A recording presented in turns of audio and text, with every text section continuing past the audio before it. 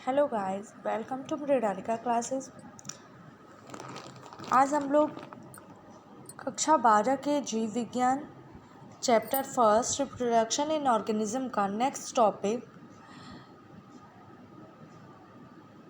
Methods of single individual reproduction के बारे में विस्तार से पढ़ेंगे।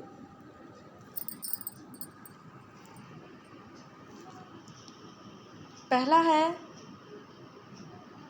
द्विविभाजन। द्विविभाजन क्या है,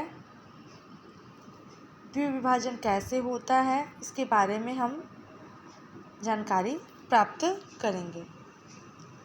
द्विविभाजन देखिए, द्विविभाजन की विधि जो होती है वो प्रोटोजोआ संघ के जीवों में मुख्य रूप से पाई जाती है।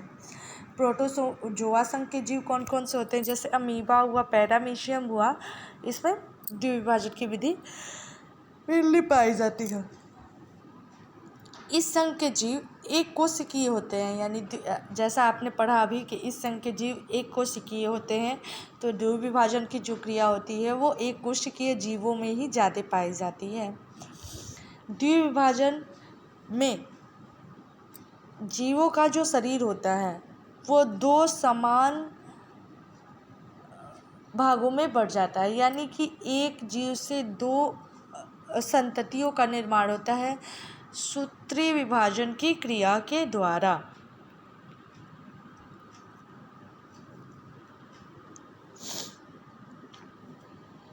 सूत्रीय विभाजन की क्रिया के द्वारा इसमें जो सदस्य पाए जाते हैं उनकी प्राकृतिक मृत्यु नहीं होती है, इनका अस्तित्व ही समाप्त हो जाता है। यानी कि जैसे मनुष्यों की मृत्यु होती है या बहुकोशिकीय जीवों की मृत्यु होती है, वैसे इनकी मृत्यु नहीं होती है, ये अपना अस्तित्व ही समाप्त कर देते हैं। जैसे यूग्लिना, अमीबा एट्सेट्रा।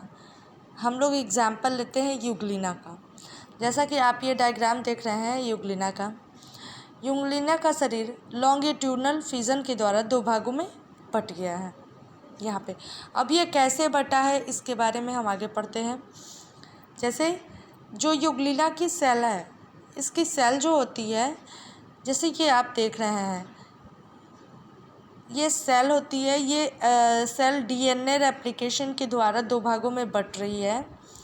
जैसे सेल वॉल है, ये ऊपर का, ये प्लाज्मा मेम्ब्रेन है और इसके अंदर है डीएनए, न्यूक्लियोइड डीएनए पाया जाता है। अब सेल वॉल जो है ये प्लाज्मा मेम्ब्रेन के साथ धीरे धीरे अंदर की तरफ धंस रही है।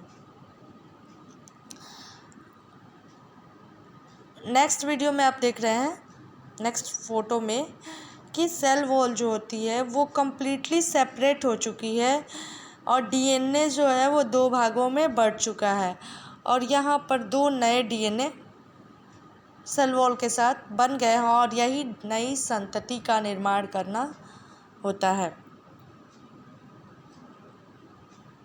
ये बैक्टीरिया में हम देख रहे हैं, बैक्टीरिया में बाइनरी फिजन हो रहा है। ये बैक्टीरिया के सेल वॉल है, प्लाज्मा मेम्ब्रेन है, डीएनए न्यूक्लियोइड है। डीएनए इसमें दो भागों में बट रहा है, सेल वॉल सेपरेट हो रही है और यहाँ पे दो नए बैक्टीरिया का निर्माण हो गया है।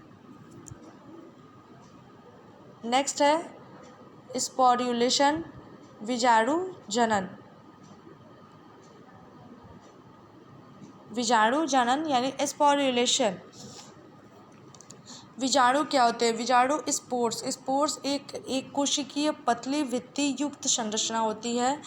इसके अंकुरण से नए पौधे का निर्माण होता है। यानी जो ये स्पोर्स हैं ये पेनिसिलियम यानी फंजाई का एक टाइप होता है, पेनिसिलियम, उसका एक उसका डायग्राम है। बीजाणु एक कोशिकीय पतली भित्ति युक्त संरचना होती है। इनके अंकुरण से नए पौधे का निर्माण होता है, यानी ये जब अंकुरित होते हैं तो यहाँ से नए पौधे बनते हैं। यह ज़्यादातर फंजाई और शैवाल में के बीजाणुओं का निर्माण करते हैं।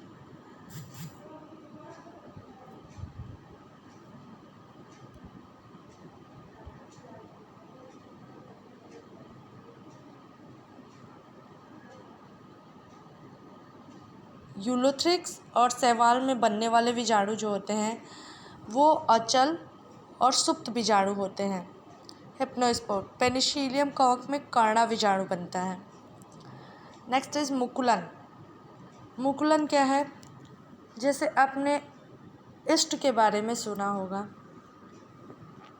ईस्ट जो कि दही वगैरह में खमीर उठाया जाता है, ईस्ट।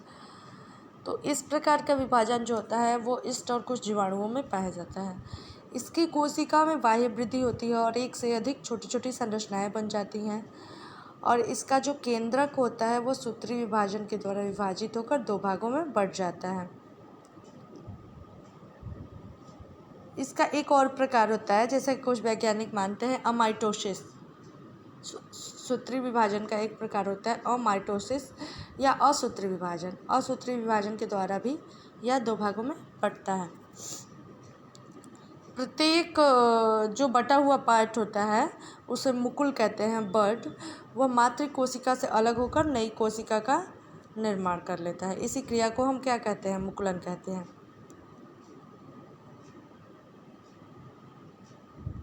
नेक्स्ट इज कलिका। कलिका जिम्ब्यूल।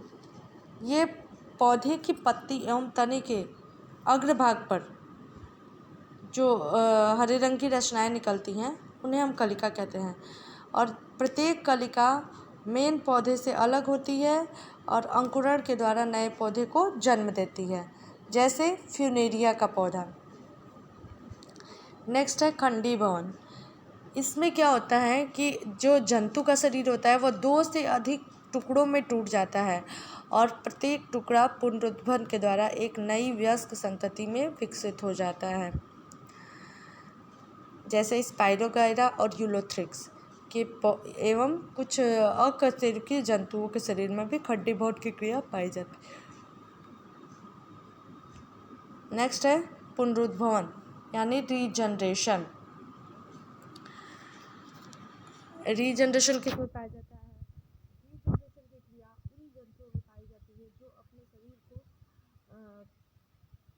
फिर से तैयार करने की क्षमता रखते हैं, जैसे अमीबा, स्पंज, हाइड्रा, फ्लेमेरिया आदि। यदि उनके शरीर को छोटे छोटे टुकड़ों में काट दिया जाए और ऐसा टुकड़ा जिसमें केंद्रक बचा रहे तो वो अपने वृद्धि करके अपने आप को और पूर्ण जीव में बदल लेते हैं, यानी पूर्ण जीव बना लेते हैं अपने शरीर के टुकड़े से। और जिन टुकड़ों में केंद्रक का अंश नहीं होता है वो पौधे शीघ्र ही नष्ट हो जाते हैं। ये था मेथड्स के बारे में। अब हम आगे पढ़ेंगे वेजिटेटिव रिप्रोडक्शन इन प्लांट, पौधों में कायिक जनन की क्रिया के बारे में। ठीक है, कायिक जनन की क्रिया क्या होती है? यह एक पुनर्निर्माण की क्रिया है। कायिक जनन की क्रिया रीजनरेशन पुनर्निर्माण की क्रिया है। इसमें क्या होता है कि नया पौधा या मातृ पौधे का कोई भी कायिक भाग से नए पौधे का निर्माण होता है।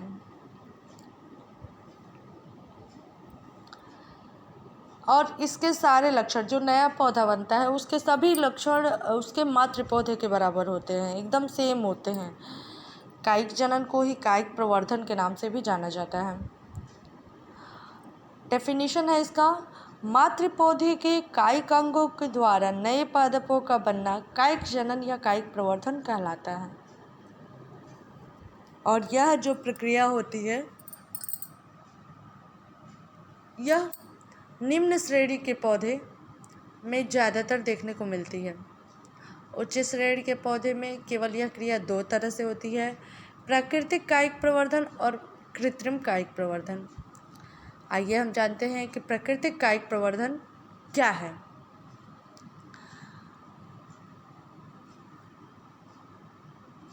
यह क्रिया प्रकृति में मिलती है। प्राकृतिक जैसा कि नाम से ही दिख रहा है आपको कि यह क्रिया प्रकृति में होती है। इसमें क्या होता है कि पौधे का कोई भी भाग या रूपांतरित भाग मातृ पौधे से अलग होता है और वहाँ जाकर नया पौधा बनाता है। उसके लिए मतलब अनुकूल परिस्थितियाँ होनी चाहिए, जैसे जड़, तना एवं पत्ती। ये पौधे से अलग हो जाए और नए प्रकार से रूपांतरित होकर के अंकुरित होकर के नया पौधा बना लेते हैं। कायिक प्रवर्धन की निम्न विधियां हैं। जैसे पहला है आपका भूमिगत तना। भूमिगत तना यानी आपका नाम से ही स्पष्ट हो रहा है कि ऐसा तना जो भूमि के अंदर पाया जाता है और उसमें वृद्धि होती है, वो कायिक प्रवर्धन के अंतर्गत आता है। देखिए इसमें क्या होता है, तने का जो मुख्य भाग होता है वो भूमि के अंदर ही वृद्धि करता है और भोजन संग्रह करने वाले अंग के रूप में रूपांतरित हो जाता है। इसमें कुछ कलिकाएं होती हैं जिनसे नया पौधा विकसित करता है, या शाखा निकलती है तो वह मृदा से बाहर आकर के नया पौधा बना लेता है। जैसे उदाहरण के लिए हम ले लेते हैं कंद, ट्यूबर, आलू में पाया जाता है। आलू का जो कंद होता है वह भोजन संचय के कारण इसमें जो वृद्धि होती है वो असमान होती है। इस पर आइज़ मिलती हैं, आँख, जिसमें एक्सिलरी बर्ड पाई जाती है जो कि सल्क पत्रों से ढकी होती है, स्केल लिफ से। यह जो होता है, यह अनुकूल समय जब इसमें मिलता है तो यह अंकुरित होता है, जैसा कि आप डायग्राम में देख रहे हैं। अंकुरित हुआ है पौधा, यहाँ अंकुरित हुआ है, अंकुरित होता है और अंकुरित होकर के नए पौधे का निर्माण कर लेता है। इसमें जो होता है पर्व संधियाँ यानी कि नोड्स नहीं पाए जाते हैं पोटैटो में। इसमें और भी शाखाएँ हैं, हम आगे इस नेक्स्ट वीडियो में इसके बारे में विस्तार से पढ़ेंगे। प्लीज़ चैनल को लाइक और सब्सक्राइब करना ना भूलें।